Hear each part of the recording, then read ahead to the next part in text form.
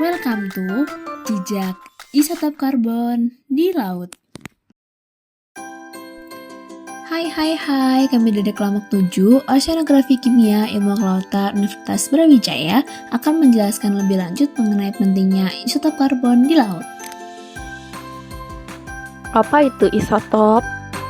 Isotop adalah atom dengan jumlah yang sama pada proton dan elektron, tetapi berbeda pada jumlah neutron. Karbon memiliki 3 isotop utama, yaitu yang pertama adalah karbon 12, di mana ini merupakan isotop paling umum yang terdiri atas 6 proton dan 6 neutron, dan di alam terdapat sekitar 98,89%. Karbon 12 juga berperan dalam proses fotosintesis oleh fitoplankton, serta digunakan dalam proses siklus karbon dan perubahan lingkungan.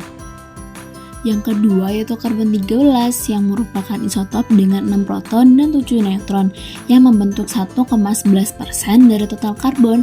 Karbon 13 ini sering digunakan dalam studi isotop stabil di ilmu lingkungan ataupun biokimia. Karbon 13 berperan dalam memberikan informasi tentang iklim masa lalu, proses geologi batuan dan sedimen, dan sumber karbon organik. Dan yang terakhir yaitu karbon 14, di mana ini merupakan isotop radioaktif dengan 6 proton dan 8 neutron.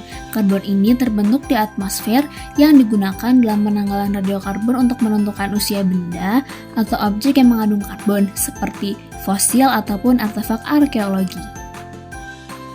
Karbon 14 digunakan dalam penentuan usia sampel organik menggunakan teknik radiokarbon. Dari mana sih asal isotop karbon di laut? Isotop di laut bisa berasal dari atmosfer. Ketika partikel sinar kosmik menabrak nitrogen di udara, maka terjadi reaksi kimia yang menghasilkan karbon 14.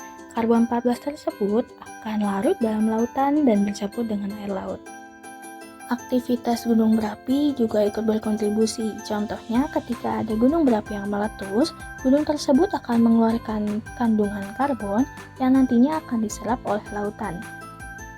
Karbon yang sudah berada di dalam laut akan mengalami proses biologi, di mana karbon tersebut akan diserap oleh fitoplankton untuk pertumbuhannya. Kemudian, hewan laut yang memakan fitoplankton akan memiliki kandungan karbon di dalam tubuhnya. Ketika organisme yang mengandung karbon tersebut mati, maka materi organik akan mendegradasi dan melepaskan karbon kembali ke lautan. Bagaimana contoh pemanfaatannya? Radiocarbon dating method merupakan sebuah metode penelitian kuantitatif terhadap aktivitas geologi. Penelitian ini memerlukan sampel organik yang spesifik dan sensitivitas yang tinggi.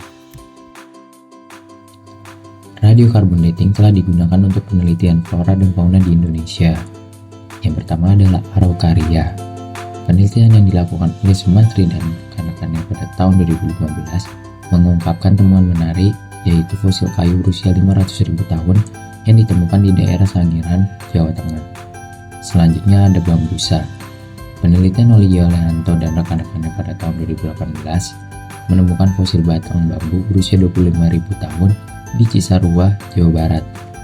Lalu beralih ke fauna, penelitian mengenai fosil moluska oleh Nurdiana dan rekan-rekannya pada tahun 2020 mengungkap informasi waktu dan intensitas tsunami di wilayah barat daya Sumatera di masa lampau. Dan yang terakhir, fosil foraminifera. Penelitian oleh Wibowo dan rekannya pada tahun 2018 berfokus pada perkiraan usia tsunami di wilayah Banten, Jawa Barat.